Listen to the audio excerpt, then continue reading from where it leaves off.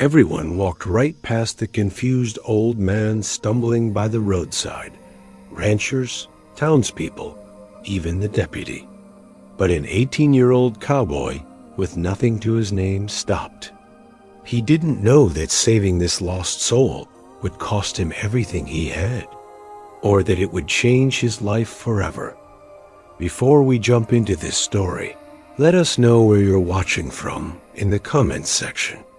Watch till the end, because this story will remind you that even the smallest act of kindness can echo across a lifetime, and sometimes one selfless choice can change two lives forever. In the blistering heat of Dust Creek, Arizona Territory, an 18-year-old drifter dust on his boots. Hope fading fast spots an old man lost and trembling by the roadside. Dozens ride past without a glance, but not him. With nothing to his name but grit and a good heart, he takes the stranger's hand and begins a perilous 15-mile trek through Red Rock Pass to bring him home. He gives up his only week's pay, never imagining the frail man he's helping is William Garrett, father of the Arizona governor.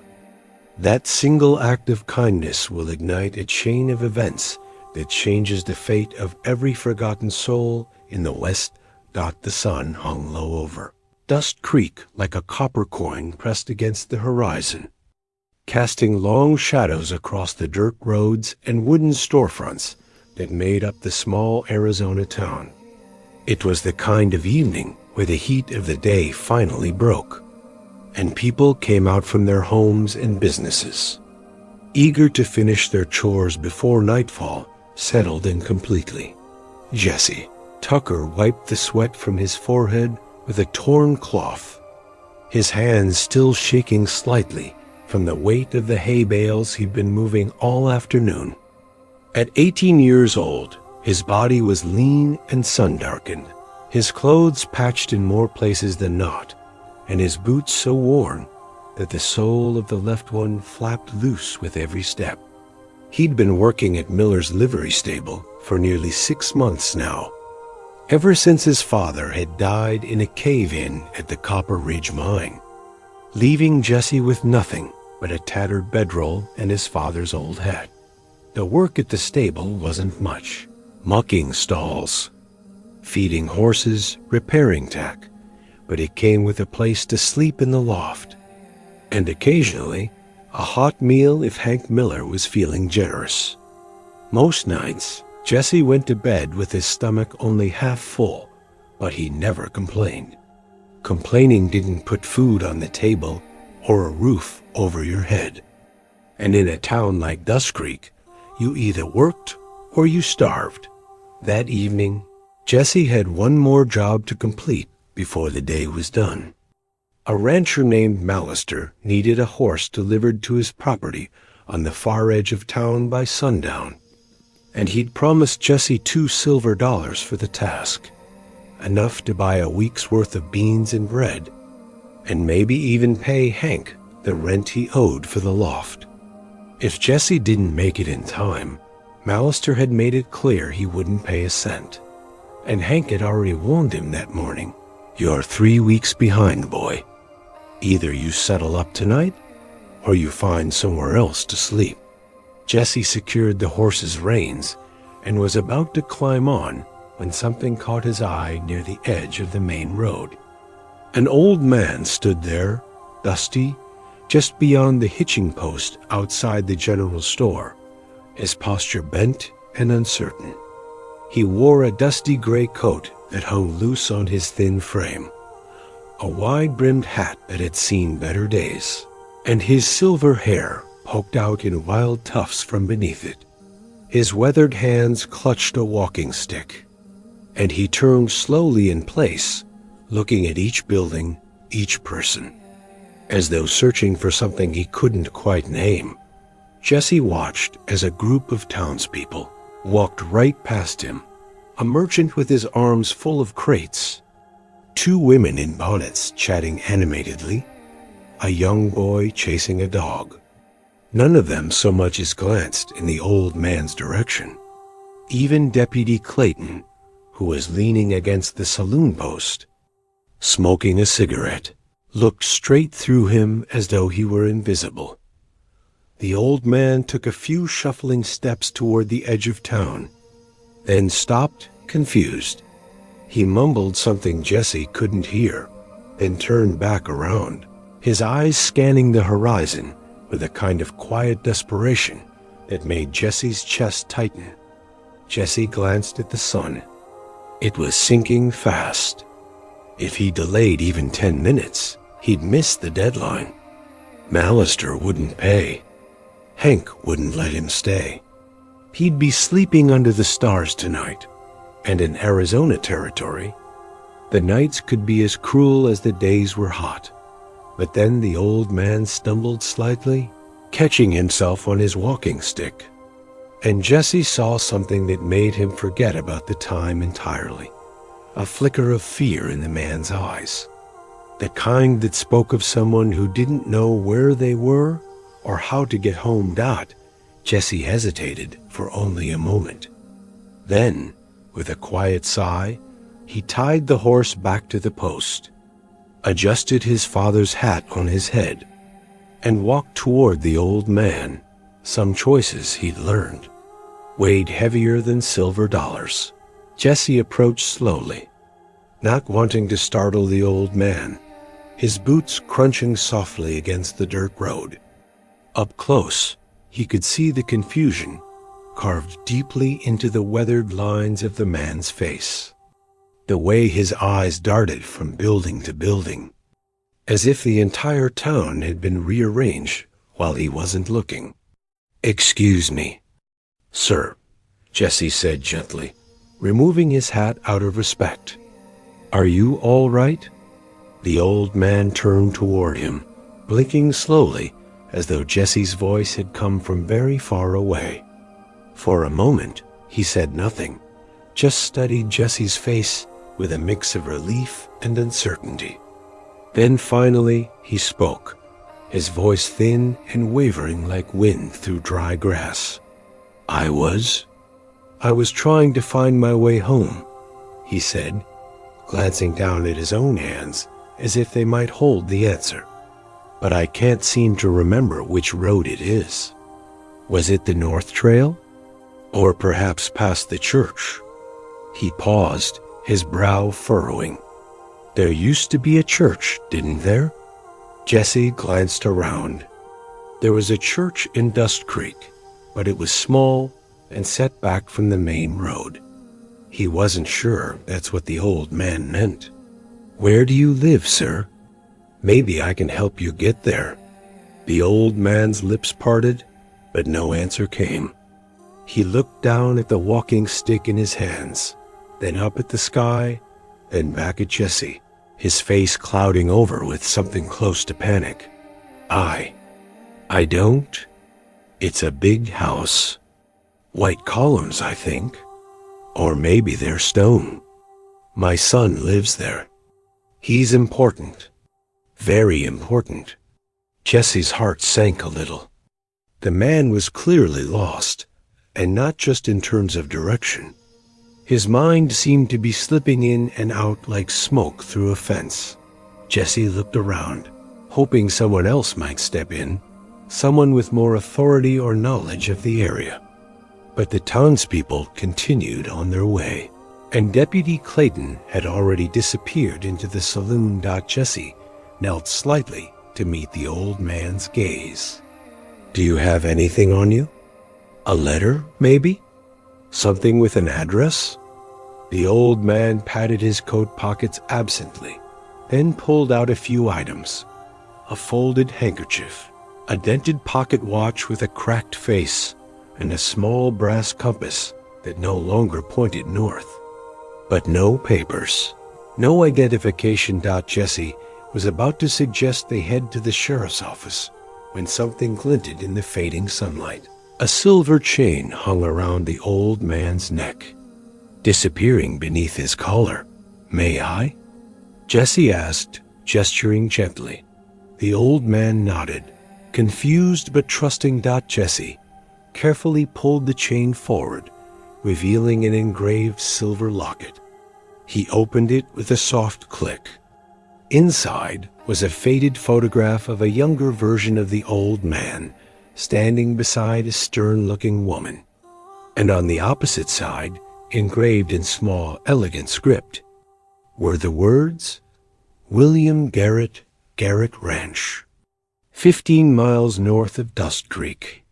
Jesse's breath caught. Garrett Ranch. He knew the name. Everyone in the territory did. It was one of the largest properties in Arizona, a sprawling estate that had belonged to the Garrett family for decades. And if this man was William Garrett, that meant he was the father of Governor Thomas Garrett himself. Jesse looked up at the old man, William, and saw only confusion and exhaustion in his eyes. He had no idea who he was or how far from home he'd wandered. 15 miles. That was nearly 3 hours on horseback, longer on foot. And the sun was already beginning to dip below the mesas. If Jesse took him now, he'd miss Mallister's deadline entirely. He'd lose the $2 silver. He'd lose his room. He'd lose his bed for the night, maybe longer. But as he looked into William's eyes that held a quiet, childlike trust simply because Jesse had stopped to ask if he was all right. Jesse knew there was no other choice. He gently took the old man's arm. Come on, Mr. Garrett, let's get you home. Jesse led William back to the hitching post, where the horse still waited, its tail swishing lazily at the evening flies. He untied the reins and helped the old man climb up into the saddle, steadying him with both hands as William gripped the saddle horn with trembling fingers. The old man was lighter than Jesse expected, his frame brittle beneath the dusty coat, and for a moment, Jesse wondered how long he'd been wandering alone out there. Hold on tight, Mr. Garrett, Jesse said softly, adjusting the stirrups so William's feet wouldn't slip. We've got a ways to go, but we'll take it slow. William nodded absently, his gaze drifting toward the horizon, as if he were looking for something just beyond reach. Jesse swung up behind him, wrapping one arm carefully around the old man's waist to keep him steady. And with a gentle nudge of his heels, they started north out of town. These tales of courage and kindness deserve to be remembered. Like the video, if you believe, West still has lessons to teach us. The road that led to Garrett Ranch was not an easy one. It wound through open desert first, where the ground was hard-packed and dotted with sagebrush and scattered stones, then climbed steadily into the foothills, where the terrain grew rougher and the shadows deeper. The path cut through Red Rock Pass, a narrow stretch flanked by towering red cliffs that glowed like embers in the dying light. It was beautiful in a harsh, unforgiving way, but it was also dangerous, especially after dark. Jesse had made the journey once before, years ago, when his father had taken him to deliver a repaired saddle to a ranch hand who worked at the Garrett estate. He remembered the way the wind howled through the pass, the way the rock seemed to shift and groan as if the land itself were alive. He'd been younger then, and his father had been with him. Now he was alone, carrying a man who didn't know his own name. They rode in silence for the first hour, the only sounds the steady clop of the horse's hooves and the occasional call of a distant coyote. William swayed slightly in the saddle, and Jesse tightened his grip, murmuring reassurances whenever the old man seemed startled by a shadow or a sudden gust of wind. "Where are we going?" William asked at one point, his voice soft and uncertain.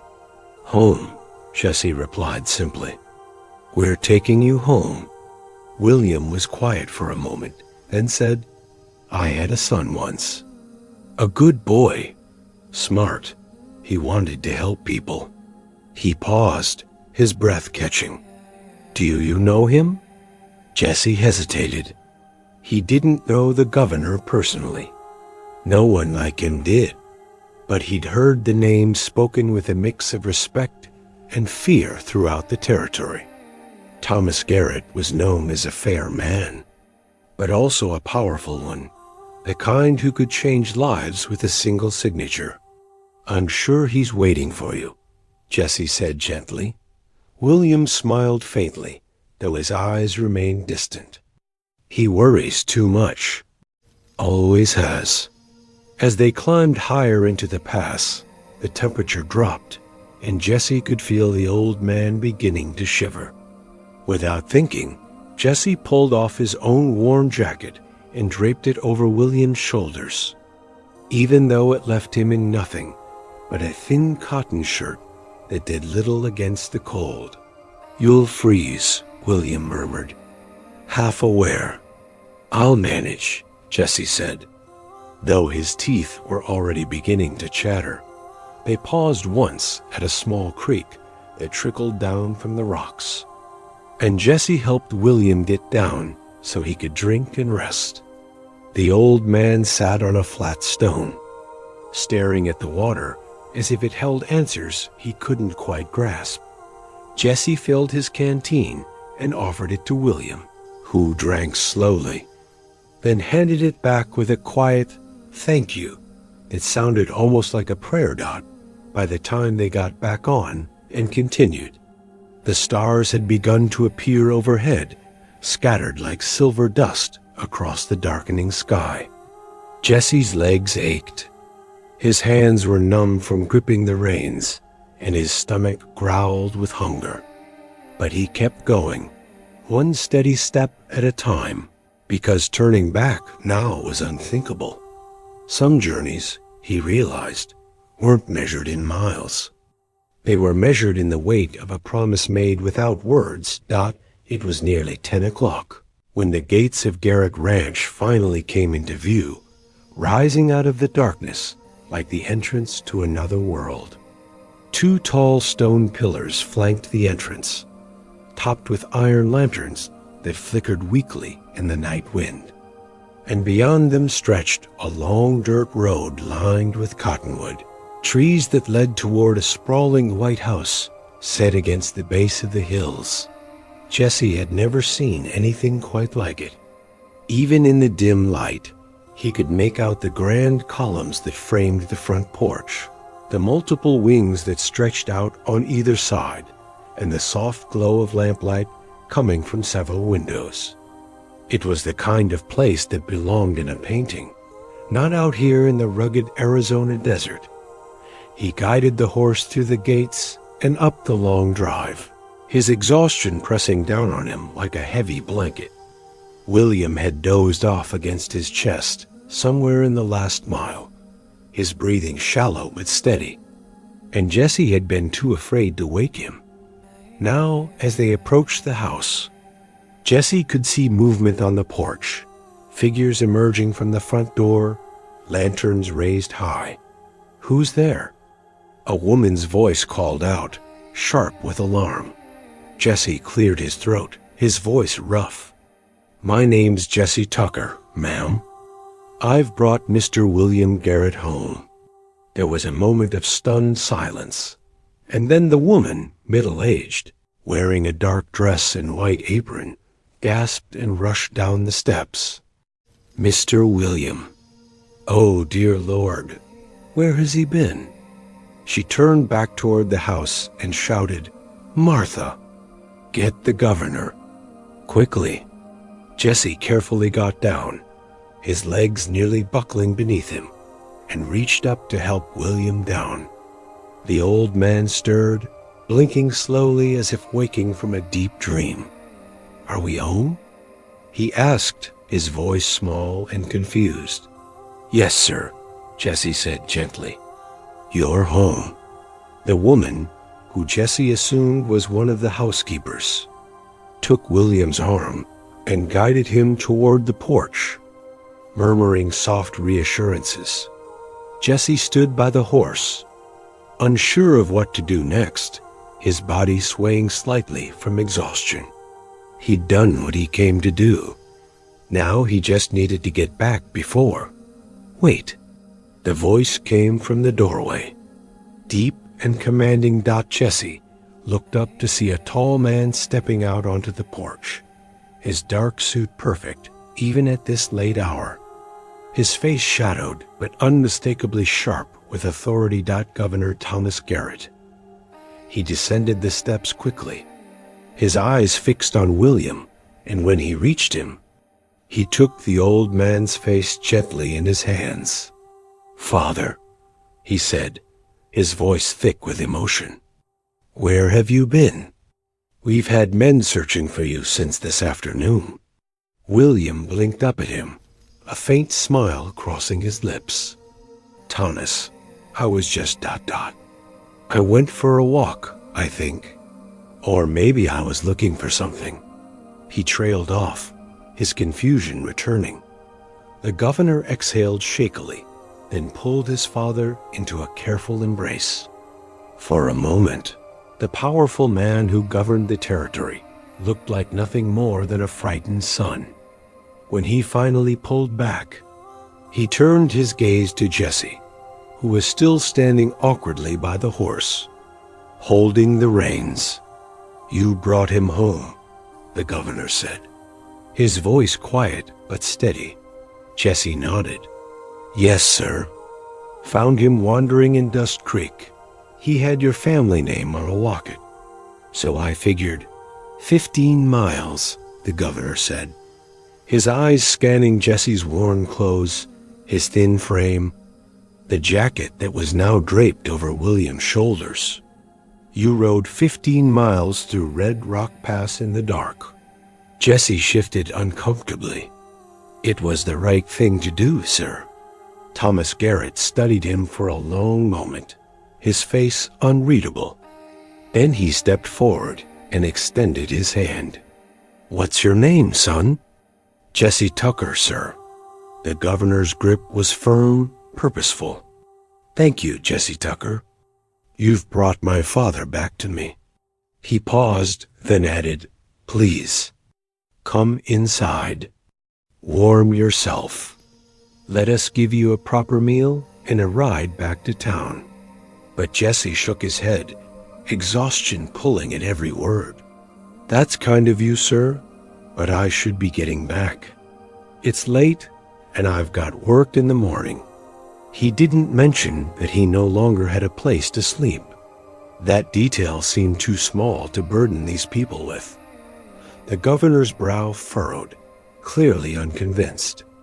But before he could protest further, Jesse tipped his hat politely and turned back toward the horse. His legs felt like lead. His hands were still numb from the cold, and every muscle in his body screamed for rest. But he'd already delayed long enough. The longer he stayed, the harder it would be to face what waited for him back in Dust Creek. "At least take this," the governor said, reaching into his coat pocket and producing several folded bills. "For your trouble." Jesse paused, his hand on the saddle, and looked back. The money would solve everything. His rent, his meals, maybe even enough to get ahead for once. But something in him pulled back the thought.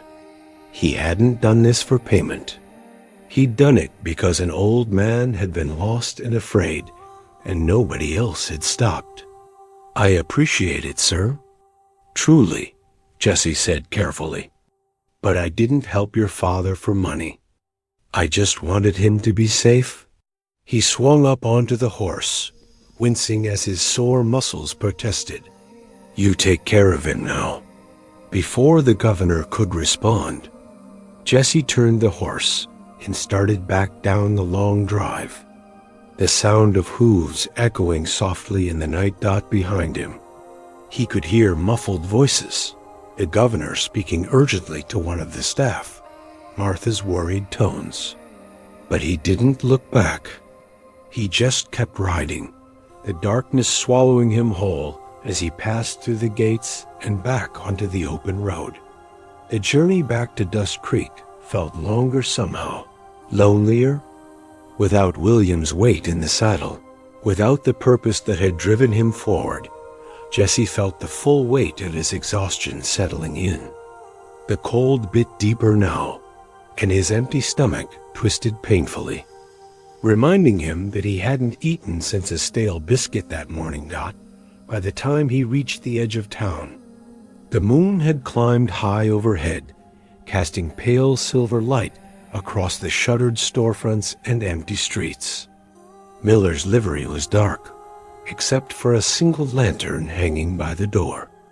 And as Jesse approached, he saw exactly what he'd feared: a heavy padlock on the loft entrance, and his bedroll tossed carelessly onto the dirt outside. Hank had made good on his warning. Jesse got down slowly, returning the horse to its stall and making sure it had water and feed before dealing with his own situation. Then he gathered up his bedroll, his few belongings stuffed inside, and stood there in the cold night air, trying to decide what to do next. The Dusty Trail Saloon would still be open, but he had no money for a room. The church might offer shelter, but Father Michael's was strict about only housing families or women in need.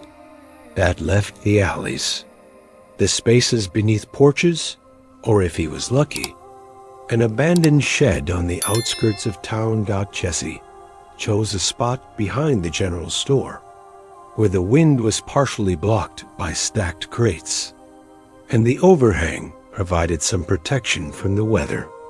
He unrolled his bedding, lay down on the hard ground, and pulled his father's hat low over his eyes. The earth was cold beneath him, and he could hear rats skittering somewhere in the darkness.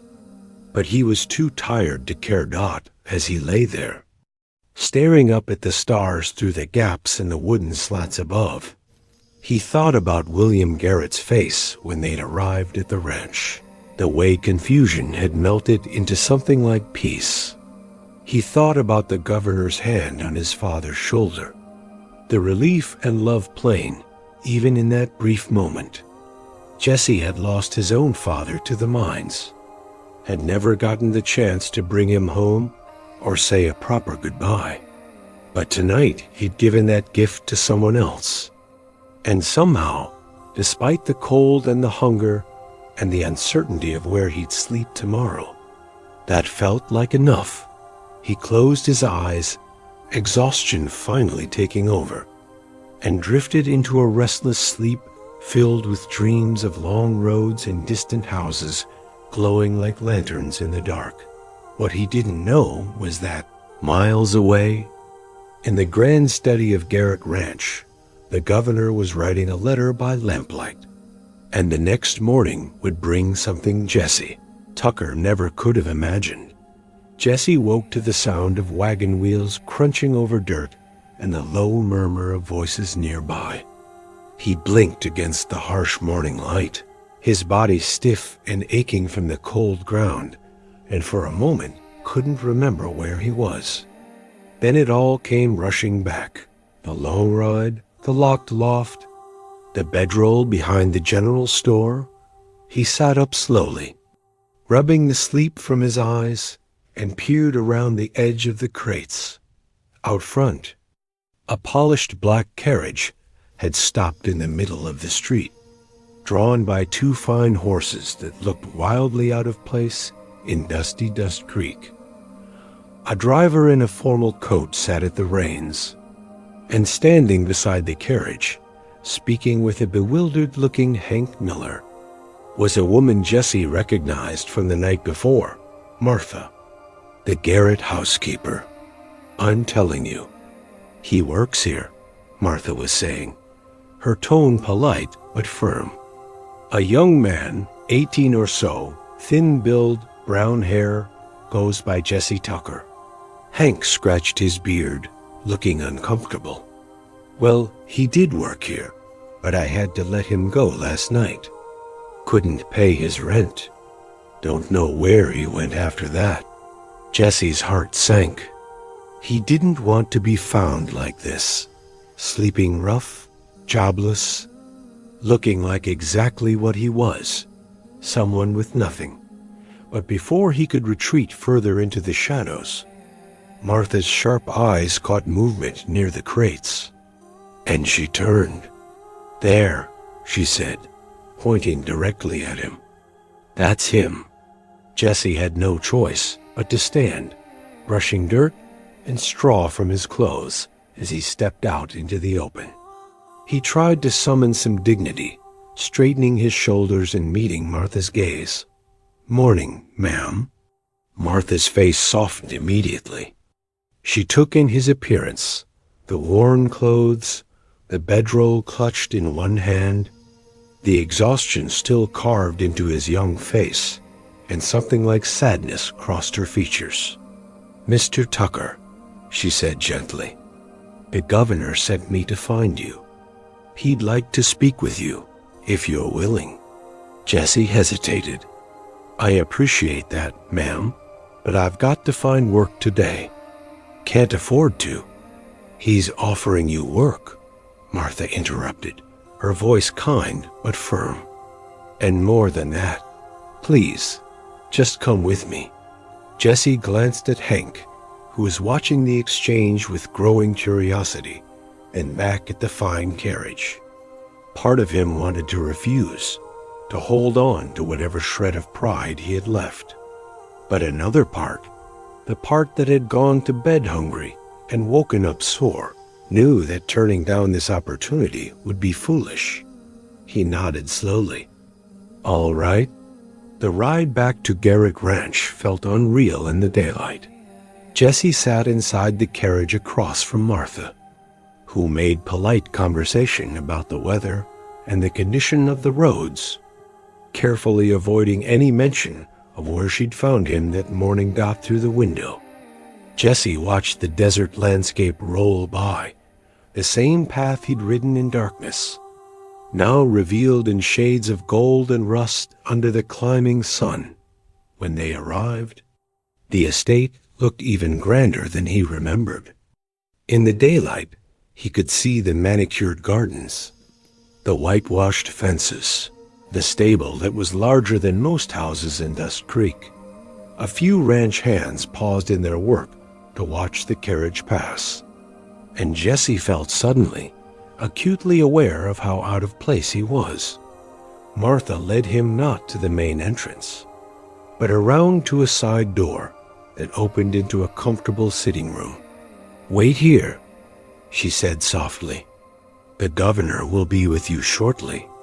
Jesse stood awkwardly in the center of the room, afraid to sit on the fine furniture with his dusty clothes. The walls were lined with books, the floor covered in thick rugs, and everything smelled of pipe tobacco and polished wood. Through the window, he could see William Garrett sitting in the garden, wrapped in a blanket, watching birds flit between the trees. Footsteps approached from the hallway, steady and purposeful, and then Governor Thomas Garrett entered the room. He was dressed more casually than the night before, but his presence was no less commanding. His eyes found Jesse immediately, and for a long moment, the two simply looked at each other. Then the governor spoke, his voice quiet but certain. "Jesse Tucker, I owe you a conversation." The governor gestured toward one of the leather chairs near the window. "Please, sit." Jesse hesitated, glancing down at his dusty clothes, but the governor's face left no room for argument. He sat carefully on the edge of the seat, his hat resting on his knees, while Thomas Garrett took the chair opposite him, leaning forward with his elbows on his knees, not the posture of a politician, but of a man speaking from the heart. "My father has been struggling for some time," the governor began, his voice measured but heavy with emotion. "His mind, it comes and goes. Some days he's sharp as ever, remembering details from 40 years ago. Other days he doesn't know where he is or who I am. He paused, his jaw tightening. Yesterday was one of the bad days. He slipped out while the staff was busy, and by the time we realized, he was gone. He could have been anywhere. Jesse listened quietly, his hands gripping his hat. We had men searching the roads, the nearby ranches. Even sent word to the sheriff's office in town, Thomas continued. But it was you, a stranger with no obligation, no connection to our family, who found him, who stopped when everyone else just walked by. His eyes locked onto Jesse's. Martha told me where she found you this morning, sleeping behind the general store. Jesse's face flushed with embarrassment, but he held the governor's gaze. You lost your lodging because you chose to help my father, Thomas said.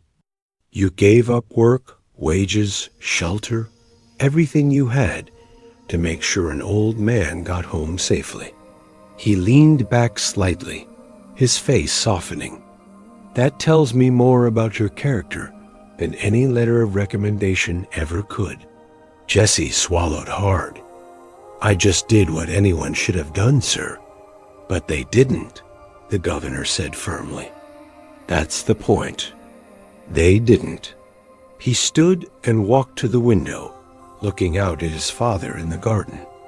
I've spent years in public service, Jesse. I've met hundreds of men, politicians, businessmen, soldiers. Most of them talk about honor and duty. But when it comes down to it, they make the choice that benefits them most. He turned back. You didn't, and that's rare. There was a long silence, filled only by the distant sound of William humming a tune in the garden. I'd like to offer you something, Thomas said finally. Not as payment. I know you refused money last night, but as an opportunity. He walked to his desk and picked up a piece of paper, then returned and handed it to Jesse. A position here at the ranch. Room and board. Fair wages. And if you're interested, I can arrange for you to continue your education. There's a school in Santa Fe that, Governor, Jesse interrupted gently, his voice uncertain. That's more than generous, sir.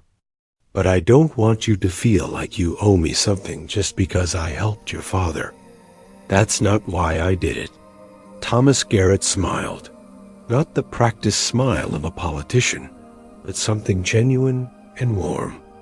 I know that, son. That's exactly why I'm asking. He gestured toward the window. My father doesn't have many good days left. I know that. But when he does have them, when his mind is clear, I want him to be surrounded by people who see him as a person, not just as someone to be managed or pitied. His voice grew quieter. You saw him that way. Even when he was confused and lost, you treated him with dignity. Jesse looked down at the paper in his hands. It was a simple contract, handwritten in neat script, outlining a position as a ranch hand with living quarters in the staff house, 3 meals a day, and a wage that was more than he'd made in 6 months at the livery. You don't have to decide right now, Thomas said. Take the day. Think about it. But know this, if you accept, you won't just be working for me. You'll be giving my father something precious in the time he has left. Companionship from someone who genuinely cares. Jesse looked up, his throat tight. Through the window, he could see William turning to wave at a butterfly that had landed on the arm of his chair, his face lit with childlike wonder. I don't need the day, sir, Jesse said quietly. I'd be honored to stay. The months that followed changed Jesse Tucker's life in ways he never could have imagined. Not through grand gestures or sudden wealth, but through the quiet piling up of small, meaningful moments that built into something like a home. He was given a modest room in the staff quarters, clean, warm, with a real bed and a window that looked out over the eastern hills. The work was honest, tending horses, mending fences, helping maintain the vast property. But more than that, he was given something he hadn't had since his father died: purpose. And people who saw him not as a burden or a charity case, but as someone who belonged, William Garrett took to Jesse immediately. On his good days, the old man would sit on the porch and tell stories about the early days of the territory, about building the ranch with his own hands, about his late wife and the dreams they'd shared. Jesse would listen for hours, asking questions, laughing at the old jokes, and gently steering the conversation when William's memory began to slip. On the bad days, when William didn't recognize where he was or called Jesse by his son's name, Jesse simply sat with him, patient and kind, holding the old man's hand until the confusion passed. He never corrected him harshly, never showed frustration. He just stayed. Governor Garrett noticed. He noticed the way his father's face lit up when Jesse entered a room. He noticed how much calmer William had become, how the restless wandering had stopped. And he noticed something else. Jesse reminded him of what leadership actually meant, not power or position, but showing up for people when it mattered most. One evening, as they sat together on the porch after William had gone to bed, Thomas turned to Jesse with a thoughtful look. "I've been thinking," he said, "about what you did for my father, and about all the others out there like him, people who slip through the cracks because they're old or poor or forgotten." Jesse listened quietly as the governor continued. "There are young people, too," Thomas said. "Orphans, drifters, kids working themselves to the bone just to survive, like you were." He paused. "What if we could do something about that? Something lasting?" Over the following weeks, they worked together on a plan. Governor Garrett would establish a territorial program, funded partially by his family's estate and partially by public resources, to provide support for the elderly who had no one to care for them, and to create opportunities for young people who had potential but no path forward. They called it the Crossroads Initiative, named for the idea that everyone, at some point, reaches a moment where they need someone to stop and help them choose the right direction. Jesse helped design the first shelter in Dust Creek, a modest building that offered temporary housing, meals, and job placement assistance.